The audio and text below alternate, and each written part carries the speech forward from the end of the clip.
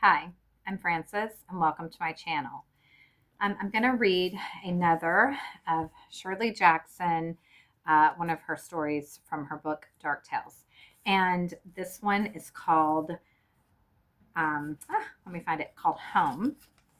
And here we go. Ethel Sloan was whistling to herself as she got out of her car and splashed across the sidewalk to the doorway of the hardware store. She was wearing a new raincoat and solid boots, and one day of living in the country had made her weather-wise. This rain can't last, she told the hard work clerk confidently. This time of year, it never lasts. The clerk nodded tactfully. One day in the country had been enough for Ethel Sloan to become acquainted with most of the local people. She had been into the hardware store several times. So many odd things you never expect you're going to need in an old house, and into the post office to leave their new address, and into the grocery to make it clear that all the Sloan grocery business was going to come their way, and into the bank, and into the gas station, and into the little library, and even as far as the door of the barber shop. And you'll be seeing my husband Jim Sloan in a day or so. Ethel Sloan liked having bought the old Sanderson place, and she liked walking the single street of the village, and most of all, she liked knowing that people knew who she was. They make you feel at home right away, as though you were born not a half a mile from here, she explained to her husband Jim. Privately, she thought that the storekeepers in the village might show a little more alacrity in remembering her name. She had probably brought more business to the little stores in the village than any of them had seen for the past year. They're not outgoing people, she told herself reassuringly. It takes a while for them to get over being suspicious. We've been here in the house for only 2 days. First, I want to get the name of a good plumber, she said to the clerk in the hardware store. Ethel Sloan was a great believer in getting information directly from the local people. The plumbers listed in the phone book might be competent enough, but the local people always knew who would suit. Ethel Sloan had no intention of antagonizing the villagers by hiring an unpopular plumber. And closet hooks, she said, my husband Jim turns out to be just as good a handyman as he is a writer. Always tell them your business, she thought, then they don't have to ask. I suppose the best one for plumbing would be Will Watson, the clerk said. He does most of the plumbing around. You drive down the Sanderson Road in this rain? Of course. Ethel Sloan was surprised. I had all kinds of things to do in the village. Creek's pretty high. They say that sometimes when the creek is high, the bridge held our moving truck yesterday, so I guess it will hold my car today. That bridge ought to stand for a while yet. Briefly, she wondered whether she might not say for a spell instead of for a while, and then decided that sooner or later it would come naturally. Anyway, who minds rain? We've got so much to do indoors. She was pleased with indoors. Well, the clerk said, of course no one can stop you from driving on the old Sanderson Road if you want to. You'll find people around here mostly leave it alone in the rain, though. Myself, I think it's all just gossip, but then I don't drive out that way much anyway. It's a little muddy on a day like this, Ethel Sloan said firmly, and maybe a little scary crossing the bridge when the creek is high, but you've got to expect that kind of thing when you live in the country. I wasn't talking about that, the clerk said. Closet hooks? I wonder, do we have closet hooks? In the grocery, Ethel Sloan bought mustard and soap and pickles and flour, all the things I forgot to get yesterday, she explained, laughing. You took that road on a day like this? The grocer asked. It's not that bad, she said, surprised again. I don't mind the rain. We don't use that road in this weather, the grocer said. You might say there's talk about that road. It certainly seems to have quite a local reputation, Ethel said and laughed, and it's nowhere near as bad as some of the other roads I've seen around here. Well, I told you, the grocer said and shut his mouth. I've offended him, Ethel thought. I've said I think their roads are bad. These people are so jealous of their countryside. I guess our road is pretty muddy, she said almost apologetically, but I'm a really very careful driver. You stay careful, the grocer said, no matter what you see. I'm always careful. Whistling, Ethel Stone went out and got into her car and turned in the circle in front of the abandoned railway station. Nice little town, she was thinking, and they are beginning to like us already, all so worried about my safe driving. We're the kind of people, Jim and I, who fit in a place like this. We wouldn't belong in the suburbs or some kind of a colony. We're real people. Jim will write, she thought, and I'll get one of those country women to teach me how to make bread. Watson for plumbing. She was oddly touched when the clerk from the hardware store and then the grocer stepped to their doorways to watch her drive by. They're worrying about me, she thought. They're afraid a city gal can't manage their bad, wicked roads, and I do bet it's hell in the winter, but I can manage. I'm country now. Her way led out of the village and then off the highway onto a dirt road that meandered between fields and an occasional farmhouse, then crossed the creek, disturbingly high after all this rain, and turned onto the steep hill that led to the Sanderson house. Ethel Sloane could see the house from the bridge across the creek, although in summer the view would be hidden by trees. It's a lovely house, she thought with a little catch of pride. I'm so lucky. Up there it stands so proud and remote, waiting for me to come home. On one side of the hill, the Sanderson land had long ago been sold off, and the hillside was dotted with small cottages and a couple of ramshackle farms. The people on that side of the hill used the other, lower road, and Ethel Sloane was surprised and a little uneasy to perceive that the tire marks on this road and across the bridge were all her own. Coming down, no one else seemed to use this road at all. Private anyway, she thought. Maybe they've talked everyone else out of using it. She looked up to see the house as she crossed the bridge. My very own house, she thought. And then, well, our very own house, she thought. And then she saw that there were two figures standing silently in the rain by the side of the road. Good heavens, she thought, standing there in this rain. And she stopped the car. Can I give you a lift, she said. She called out, rolling down the window. Through the rain, she could see that they seemed to be an old woman and a child, and the rain drove down on them. Staring, Ethel Sloane became aware that the child was sick with misery, wet and shivering and crying in the rain, and she said sharply, "Come and get in this car at once. You mustn't keep that child out in the rain another minute." They stared at her, the old woman frowning, listening. Perhaps she is deaf, Ethel thought, and in her good raincoat and solid boots, she climbed out of the car and went over to them. Not wanting for any reason in the world to touch either of them, she put her face close to the old woman's and said urgently, "Come, hurry. Get that child into the car where it's dry. I'll take you wherever you want to go." Then with real horror, she saw that the child was wrapped in a blanket, and under the blanket, he was wearing thin pajamas with a shiver of fury. Ethel saw that he was barefoot and standing in the mud. "Get in that car at once," she said, and hurried to open the back door. "Get in that car at once. Do you hear me?" Silently, the old woman reached her hand down to the child, and, his eyes wide and staring, past Ethel Sloane. The child moved toward the car, with the old woman following. Ethel looked in disgust at the small, bare feet going over the mud and rocks, and she said to the old woman, "You ought to be ashamed. That child is certainly going to be sick."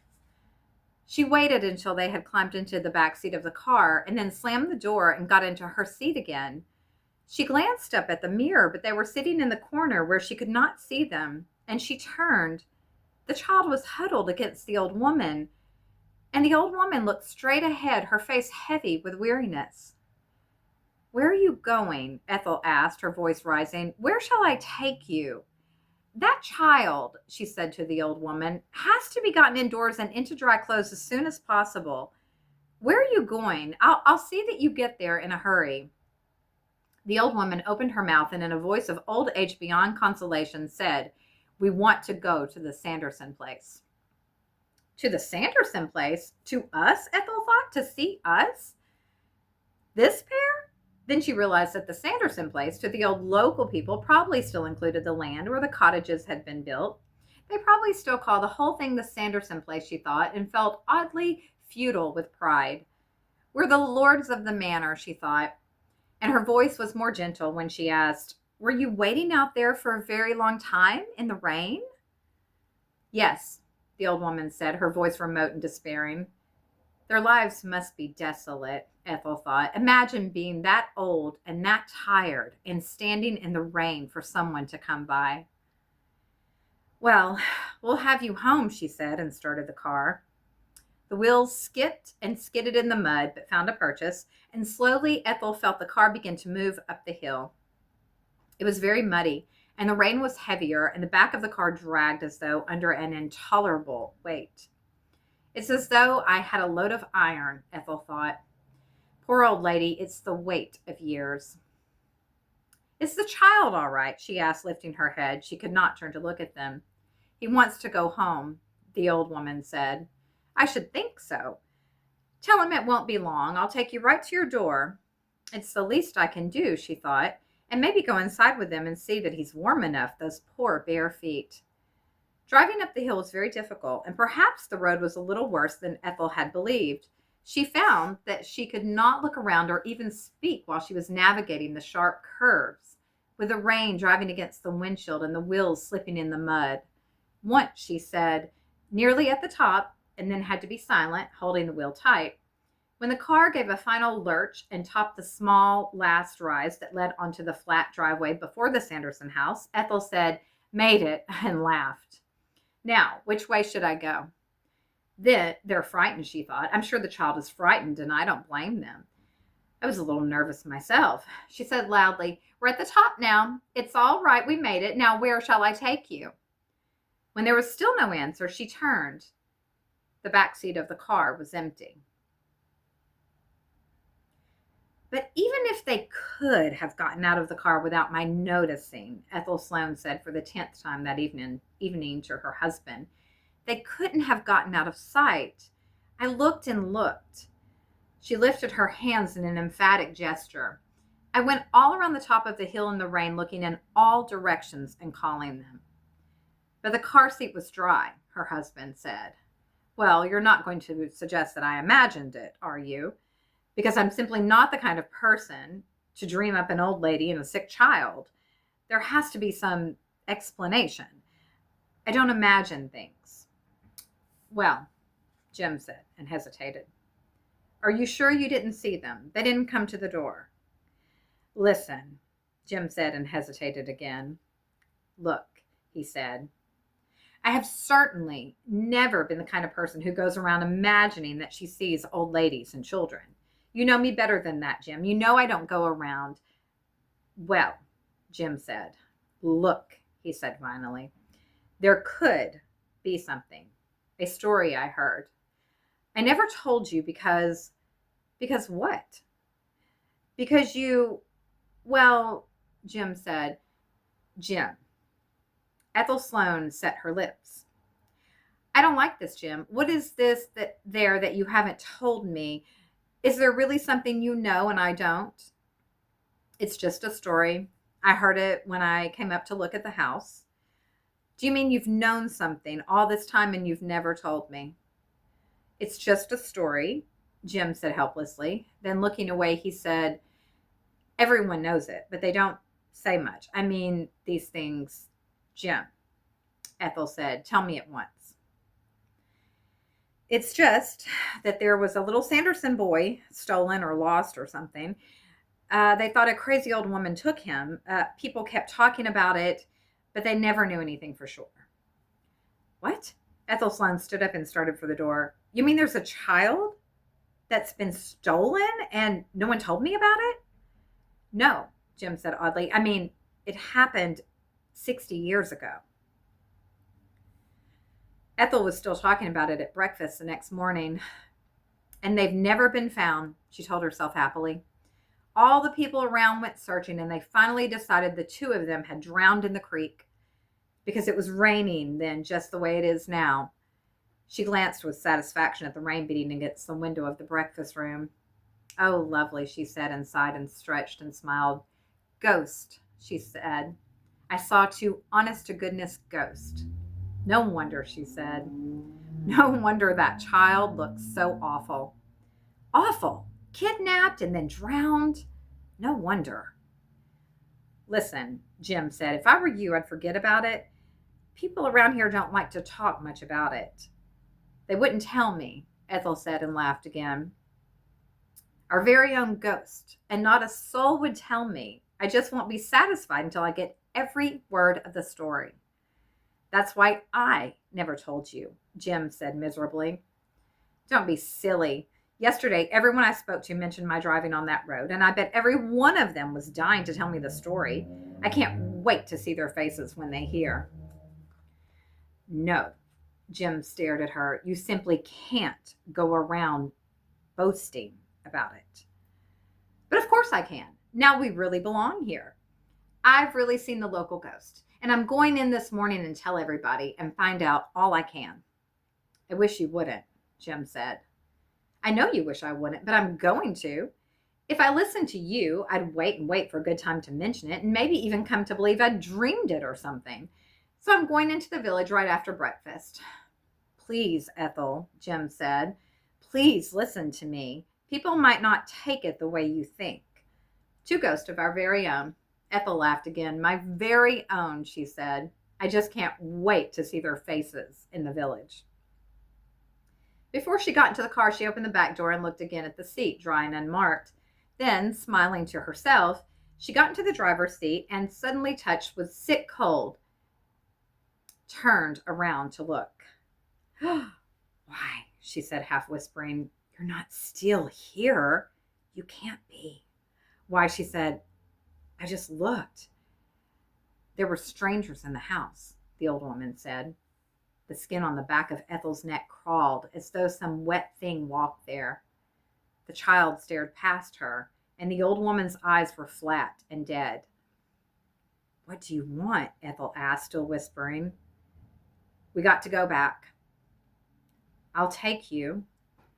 The rain came hard against the windows of the car, and Ethel Sloane, seeing her own hand tremble as she reached for the car key, told herself, don't be afraid, they're not real. I'll take you, she said, gripping the wheel tight and turning the car to face down the hill.